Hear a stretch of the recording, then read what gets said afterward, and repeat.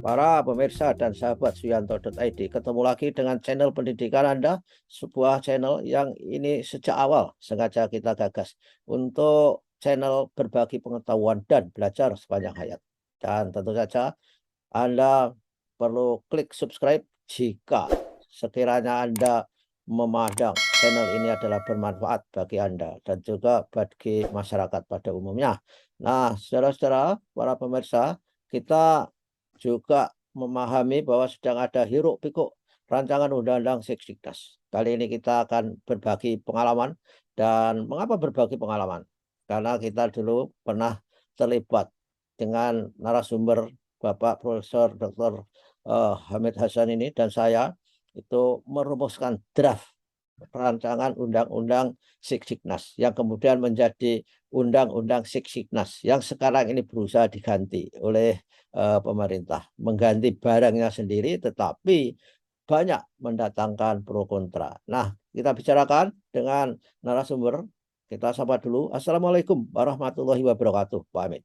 Waalaikumsalam warahmatullahi wabarakatuh, Pak Nah, Yanto dan pendengar atau apa pendengar ya, ya pemirsa. Suyanto.id.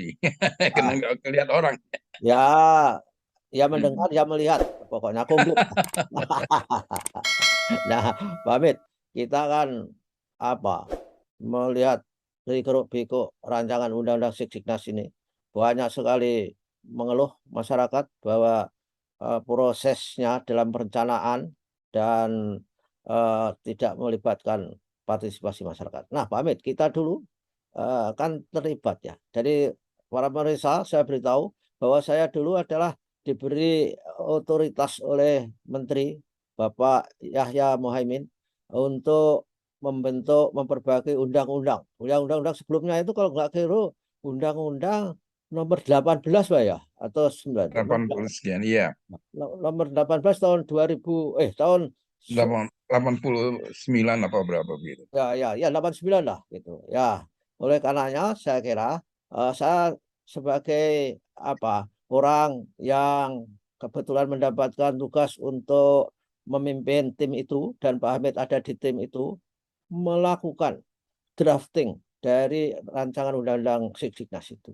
Dan tentu saja kita akan berbagi pengetahuan apa bedanya dengan saat sekarang ini. Mengapa hiruk pikuk terjadi. Nah, ini supaya pemirsa memahami posisi kita, Pak Hamid. Dan oleh karena itu kita sampai 30 menit ke depan kita berbicara soal itu. Pak Hamid, gimana Pak Hamid?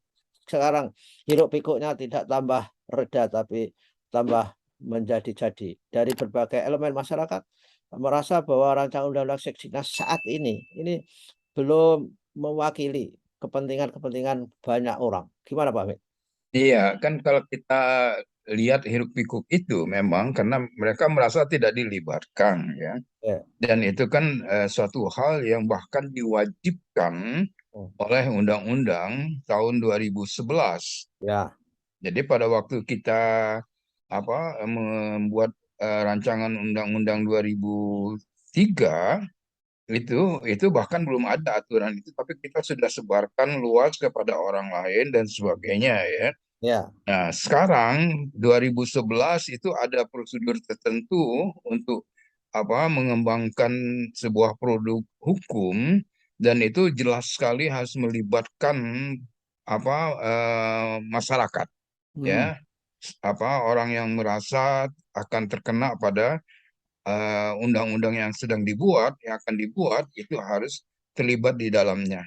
Nah, itu Ya. kan eh, di antaranya bahkan dinyatakan di situ adalah adanya naskah akademik yang dulu tidak ada Hmm. keputusan tentang itu ya, walaupun kita membuat naskah akademik, Hmm. tetapi bukan kena kewajiban atau kena amanah dari undang-undang yang ada, tetapi kalau sekarang itu harus karena itu ada di dalam undang-undang yang eksplisit menyatakan seperti itu. Ya. Ya. Ketika apa eh, naskah akademik saja itu kan tidak pernah tahu, tiba-tiba setelah ada rancangan undang-undang kemudian ramai dan kemudian diserahkan ke DPR, kemudian ramai lagi, dan ketika sebagian anggota masyarakat pergi ke presiden menghadap presiden dan kemudian ada statement bahwa presiden ternyata bahkan belum tahu, bahkan presiden belum melihat adanya yang dinamakannya roadmap untuk itu, ya, untuk bisa membuat undang-undang seperti itu. Nah, ini kan ada suatu hal yang menyebabkan ya, kalau dalam mungkin kita bisa mengatakan itu fishy Hmm, dalam bahasa Inggris itu, ya, ya, ada sesuatu yang disembunyikan lah seperti ya, begitu. ya. Dan Nah, ini, kalau kepala negara tidak tahu dari awal itu kan ini kan suatu hal yang bukan bagus gitu kan ya Pak Yanto, ya, apalagi masyarakat gitu kan. Nah, setelah dikritik banyak, setelah sampai ke DPR, kemudian dikatakan bahwa itu belum apa-apa, kita belum mulai kok. Nah, ini kan ada sesuatu yang sehingga ya, ada apa ya, ada ketidakpercayaan masyarakat kan seperti itu. ya, Melihat kok selalu terjadi konflik di dalam mereka, di dalam pemerintahan, apalagi dengan top leader kita gitu kan seperti begitu ya, walaupun itu bukan suatu hal yang katakanlah hal yang menyakitkan, karena itu seharusnya tidak boleh terjadi, walaupun bukan sampai menimbulkan kegaduhan nasional gitu kan, tapi bagi masyarakat yang mengikuti itu lantas kok jadi pertanyaan lah, ini bagaimana pekerjaan yang dilakukan, seharusnya kan sebagai yang membantu presiden itu kan membantu beliau untuk mensukseskan program-program presiden kan seperti itu. Bahwa ya, pada saat sekarang bahkan presiden mengatakan tidak ada misi visi kementerian yang kalau dulu bahkan ada gitu ya. ya, ya, ya, ya, Semua visi misi pemerintah artinya presiden seperti itu. Nah, ya, ini kan satu persoalan. Setelah masuk ke DPR, kemudian dapat serangan itu mundur lagi, kemudian dibuatlah naskah akademik, kemudian dibuatlah rancangan RUU yang baru, dan kemudian mau dikatakan bahwa ini sudah mengikut sertakan banyak orang. hmm, Padahal itu sudah masuk ke DPR lagi. Kalau sudah masuk ke DPR lagi, sementara orang yang kita dengar yang di undang-undang itu, yang diajak itu eh, banyakkan organisasi memang, dan itu dikatakan di sana dia hanya bisa bicara 5 menit, tidak boleh lebih. Itu kan seperti itu. Jadi tidak ada diskusi, tidak ada yang gini yang menyebabkan apa secara prosedural orang meragukan mengenai undang-undang itu gitu kan. ya, ya, oke. Tapi belum lagi nanti isinya, belum lagi nanti isinya gitu. Ya, ya, ya, ya. Itu kalau kita bandingkan zaman kita membuat draft dulu, Pak Amit. Itu kan sangat beda. Kita dulu sangat intensif melibatkan berbagai pihak organisasi sosial dan bahkan kita sampai mengundang tokoh-tokoh dari militer seperti Pak Sayediman Soyo Hadiprojo itu kan juga Ya, memberikan masukan yang sangat intens. Dan menurut undang-undang kan memang saat sekarang ini tertata. Kita dulu melakukan hal yang belum ditentukan. Seperti misalkan saja undang-undang itu kan ada perencanaan, penyusunan, kemudian ada pembahasan, pengesahan, atau penetapan, dan akhirnya pengundangan. Nah, ketika ada suara masyarakat mengkritik, selalu saja katanya dari pembuat sekarang ini, kita belum sampai pada pembahasan, masih pada perencanaan. Antara perencanaan, penyusunan itu kan batasnya nggak jelas Pak Ahmed ya. Jadi iya, iya itulah makanya tadi saya katakan prosedural saja ini dilakukan orang kan seperti itu ah, ya. Jadi ya, dengan demikian tentu saja menimbulkan suatu hal yang ribut di masyarakat kan seperti itu.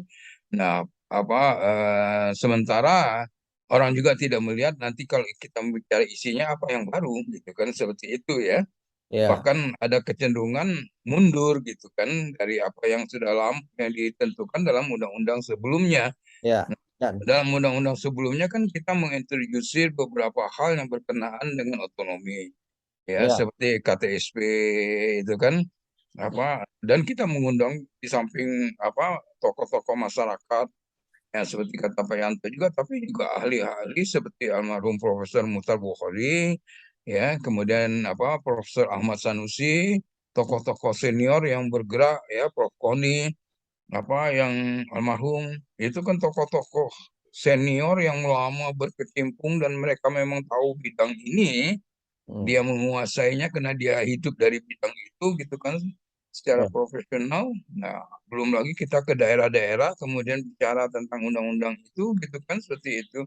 Hmm. Nah, apa pada waktu perencanaan pada waktu ini semuanya sudah bahwa ada kemudian masuk apa bukan masukan ada reaksi-reaksi seperti itu juga kita tampung ya walaupun tidak semua itu tentu saja kita apa bisa akomodasi gitu kan karena Ya. apa ada hal lain kadang-kadang masukan itu bertentangan satu dengan yang lain gitu kan Ya. akibatnya kita harus memilih. Ya. Nah, ketika Ya. memilih tentu ada yang tidak di apa ikuti gitu kan. Ya, zaman dulu Wamit, walaupun kita itu bukan nostalgia ya, bukan aliran romantisme, tapi faktanya ya, bahwa ketika kita merencanakan penyusunan itu sudah melibatkan secara intensif.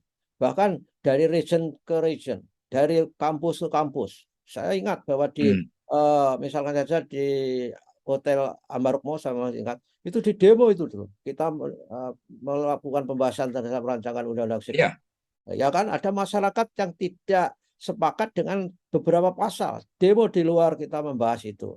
Tapi juga dari partai-partai juga pada datang ke situ.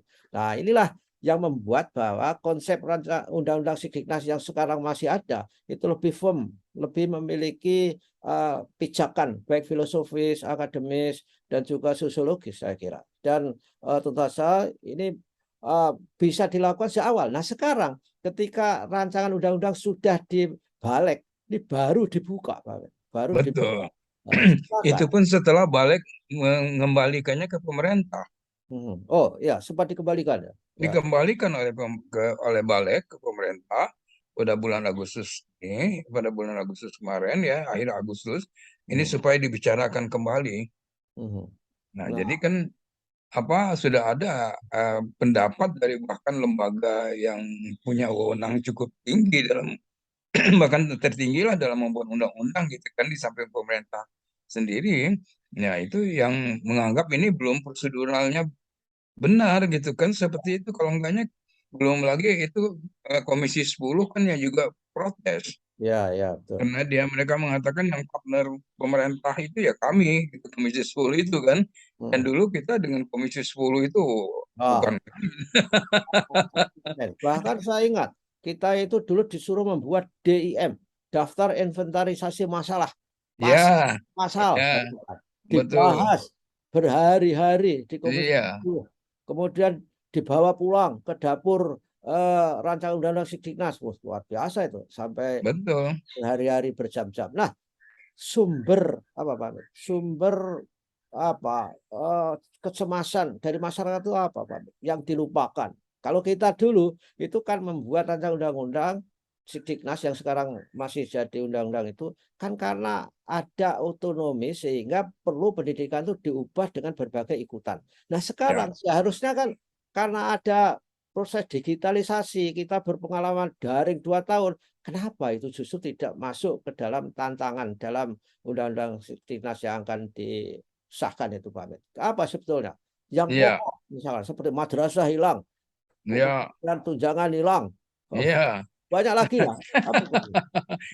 Justru di situ Pak itu kan saya apa kita ketika itu memang ada sesuatu yang kita harus jawab ya Ya, artinya ada persoalan baru yang harus kita jawab dan maka kita introduce juga hal yang baru kan seperti itu ya. dan pada waktu itu isu yang paling besar adalah otonomi kan Hmm. dan kemudian kita mencoba memberikan otonomi itu dalam kurikulum kemudian dalam hal yang lain kan seperti itu dan termasuk apa karena pada waktu itu justru undang-undang guru belakangan kan baru kita Ya. undang-undang itu Sisdiknas dulu baru undang-undang guru kan Hmm. dan dengan demikian maka apa suatu hal yang lebih inovatif gitu ya untuk memecahkan masalah pada waktu adanya otonomi apa pendidikan seperti begitu. Nah, sekarang seperti kata Pak Yanto kita di era yang komunikasinya sedemikian hebat ya, digitalisasi dan seterusnya perspektif ke depan itu apa yang akan terjadi dan sebagainya kan mulai dari sekarang. Nah, itu yang harusnya dirumuskan dan kemudian ini apakah perlu sampai membuat undang-undang baru ataukah dia menjadi suplemen atau kalau memang dia membuat undang-undang baru harus masuk termasuk di dalam naskah akademik dan seterusnya. Hmm. Saya tidak tahu apakah Pak Yanto membaca naskah akademik, tapi saya yakin membaca. Saya menemukan kalimat yang aneh. So di Ya. situ dia sebutkan pasca kemerdekaan. Loh, apa kita sekarang dijajah lagi gitu ya? Ya, ya, ya. Kan artinya pasca itu sesudah. Hmm. Hmm. Ya. Kalau pasca proklamasi oke, ya Hmm. kita masih paham. Tapi kalau pasca kemerdekaan, Ya, ya, ya. Sudah tidak merdeka lagi artinya. ini bahaya sekali. Hmm. Hmm. Penggunaan apa nomenklatur penggunaan itu tuh harus hati-hati gitu kan seperti begitu ya. Belum Kalau lagi dari aspek apa isi masa dikatakan mau mensejahterakan guru tetapi kemudian tunjangan dihapus. ya, ya, ya. Ini kan logika anak SD saja barangkali bisa mengerti bahwa itu tidak benar kan seperti itu ya. Ya. Jadi berbasis niat, Pak Amin. Jadi niatnya akan mensejahterakan, tapi kan tidak bisa niat baik itu tanpa dicantumkan dalam pasal. Wong yang ada pasalnya saja kadang-kadang ditabraki ya. Jadi oleh karenanya pasal itu memang pasti untuk menjamin kepastian harapan orang, aspirasi. Bukan kan begitu, Pak Amin? Betul. Itu kan hukum itu harus hitam atas putih karena kita menganut hukum positif. Hmm. Ya, saya dengar dari teman saya belajar dari temannya hukum. Kita tuh menganut hukum positif, artinya hukum yang harus tertulis. Hmm. Sedangkan convention itu kita tidak pakai sebagai dasar hukum kita. Hmm. Ya, nah ucapan apalagi ucapan pejabat kan.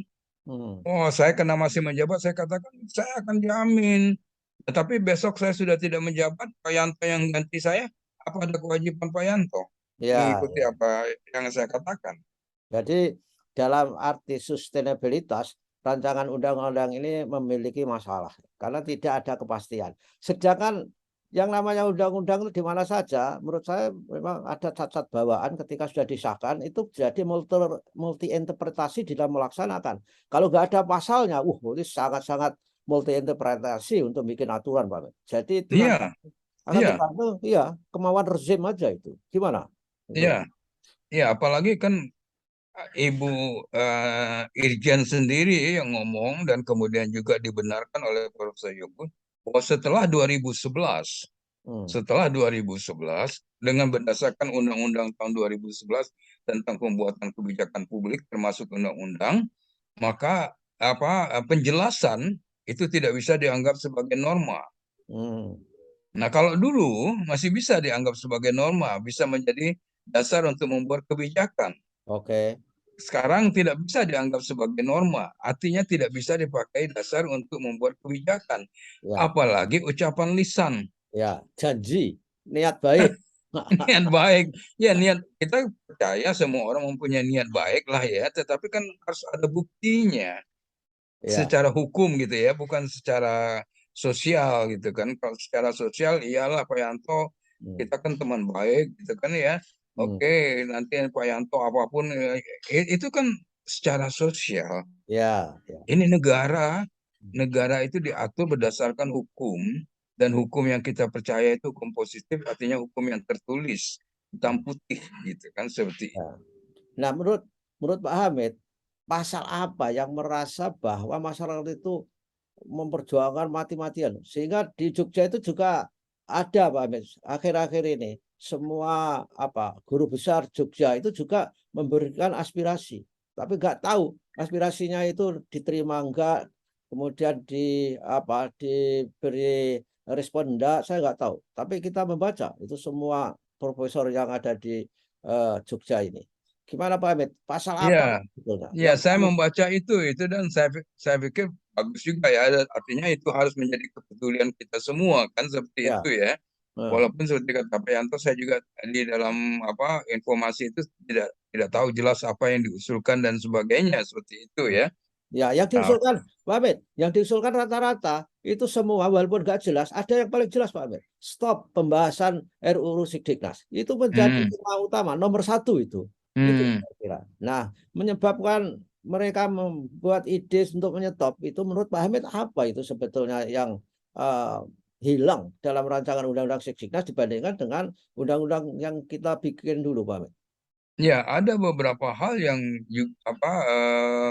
menakutkan masyarakat kan, diantaranya di samping kesejahteraan guru ya, Hmm, kemudian bahwa guru tidak perlu sertifikasi, kemudian LPTK tidak ada kan, hmm, seperti itu, dan kemudian arah yang mau dicapai ke depan itu apa, ya, itu tidak jelas. ya, Jadi pasal-pasal yang ada di dalamnya itu tidak menggambarkan apa yang ingin dicapai ke depan gitu kan. ya, Belum lagi ya, ya disebutkan tentu landasannya Pancasila, iya, tetapi bagaimana mengembangkan Pancasila itu di dalam pasal-pasal yang ada ya, itu kan suatu hal yang harus tercermin, yang bisa dibaca, yang tidak perlu ditafsirkan, tadi istilah Pak Yanto multi tafsir seperti itu kan. hmm, ya, Nah, untuk itu bisalah dikembangkan di dalam penjelasan untuk tidak menimbulkan multitafsir gitu ya. Tetapi ya. pasal-pasalnya itu sendiri tidak ada, bagaimana ada penjelasan gitu kan, seperti itu. Ya, ya. Dan saya kira, Pak Mit, yang suara santer itu saya lihat tentang wajib belajar, tanggung jawab pemerintah terhadap pendanaan pendidikan. Kalau di undang-undang yang draftnya kita bikin dulu, kan jelas tanggung jawab masyarakat, pemerintah, keluarga terhadap wajib belajar misalkan. Ya, Ternyata untuk RUU sekarang ini wajib belajar seolah-olah dibebankan kepada keluarga saja. betul. Gimana? Ya. Itu satu pasal lain ya yang juga mendapatkan tantangan ya. Karena akibat dari itu apa konsekuensinya kalau orang tua tidak mampu Hmm. dan tidak bisa anaknya diterima di sekolah karena ketidakmampuan pemerintah dalam aksesibilitas. Hmm. Kan kita masih melihat data pada saat sekarang SD tidak masalah, ya sudah di atas 99%, yang kurang dari 1% itu karena memang ada persoalan-persoalan yang apa eh, bisa diatasi lah ya. Nah, SMP itu sudah hanya tinggal 80%, Hmm. Ya. SMA tinggal 40%. Apa semua orang-orang ini akan dimasukkan kemana kalau orang tuanya tidak mampu mengirimkan karena tidak mampu, dan sekolah tidak mampu menyerap itu? Siapa yang mau dihukum? Hmm. Apa Ya, ya. konsekuensinya? Ya, mungkin temanya wajib belajar sukarela. Wajib sukarela. Apalagi mau 13 tahun, Pak Yanto. Ya, aha. Mau 13 tahun kan? Ya, Sementara yang 9 tahun saja, mhm. itu data kita menunjukkan belum. Ya, ya, ya, ya, ya, belum. Jadi, jadi suatu hal yang ini kalau kita mau belajar, umpamanya kalau mau sekedar mau belajar, negara-negara yang Commonwealth itu kan semuanya 10 tahun. Mhm. Inggris, Malaysia, Australia, New Zealand ya, itu 9 tahun, 10 tahun. Jepang, Korea itu 9 tahun. Amerika 12 tahun, tidak 13 tahun. Hmm. Jadi itu belum merupakan satu yang wajib, walaupun sudah dipakai semua orang gitu ya. Nah, Tapi K12. tidak masuk wajib belajar kan, mereka 12 tahun. Hmm. Seperti itu ya, walaupun di dalam kurikulumnya selalu disebut atau kebijakan pendidiknya K-12 gitu Ya, kan. K12. Ya, Tapi tidak menyatakan wajib belajar 13 tahun, tapi 12 tahun seperti itu. ya, ya, ya, ya. Baiklah. Jadi konsep ini satu persoalan. Belum lagi yang sekolah dibagi atas tiga mandiri itu, Pak Yanto. Itu kan Ya, ya, ya. menimbulkan perpecahan masyarakat, Hmm. ya. Sebab itu akan berkaitan nanti dengan wewenang, berkaitan dengan hak guru yang berbeda, ya. Hmm, Dengan ya. demikian artinya kan masyarakat kita itu dipecah, generasi muda kita itu dipecah, dan ini kan berbahaya di Hmm. bangsa. Ya, ya, ya. Padahal harapannya kita itu harus menyiapkan SDM yang bisa hebat di tahun 2035, di mana bonus demografi itu terjadi di sana. Kalau rancangan undang-undangnya tidak eksplisit menjamin keberlangsungan itu, saya kira kita generasi emas itu berubah generasi cemas, Pak Mit, di Ya, tahun jadi kan mestinya kalau cara berpikirnya, kalau undang-undang itu harus mencakup seluruh bangsa. Hmm. Nah, kalau nantinya untuk mengembangkan kebijakan supaya pembinaannya itu jelas gitu kan, pemerintah kemudian membagi unsur pembinaan. Oke, ini sekolah yang belum mandiri atau mandiri, sekolah yang kemudian belajar mandiri, sekolah yang sudah bisa berbagi, mandiri berbagi. Oke, yang mandiri berbagi bagaimana pembinaannya, ini bagaimana pembinaannya. Itu kan adalah strategi dari kebijakan, kan, bukan suatu yang di dalam undang-undang. Kalau undang-undang menyatakan seperti itu, maka selamanya sistem persekolahan kita akan pecah seperti itu. Ya, ya. Selama undang-undang itu berlaku. Mhm. Ya, ya, ya, ya. Oke Ya, lah. ini kan bahaya ini. Ya, betul. Ya, oke lah, Pak Hamid. Mudah-mudahan masih ada kesempatan. Ini kan bolanya ada di balik ya, eh, di balik yang akan DPR. menaruh di pelatnas. Tentu saja kita juga berharap pembahasannya itu menjadi lebih intensif atau bahkan memang bisa ditunda. Bukan kita anti perubahan, tetapi kita perlu melihat bahwa rancangan undang-undang Signas itu dibahas secara komprehensif oleh semua elemen bangsa. Saya kira itu Pak Hamid. Terima kasih Pak Hamid atas Ya, terima kiranya. kasih sama-sama Pak Yanto. Nah, dan mudah-mudahan kita ketemu lagi di lain kesempatan. Begitulah para netizen, para pemirsa Suyanto.id. Jangan lupa ikuti acara di Suyanto.id karena ini merupakan channel alternatif dari channel-channel yang banyak berseliweran di sekeliling kita berbasis pornografi dan hidup mewah-mewah hedonistik. Terima kasih. Wassalamualaikum warahmatullahi wabarakatuh. Pamit. Waalaikumsalam warahmatullahi wabarakatuh Pak Yanto dan para penggemar Suyanto.id. Sampai ketemu lagi. Oke, makasih.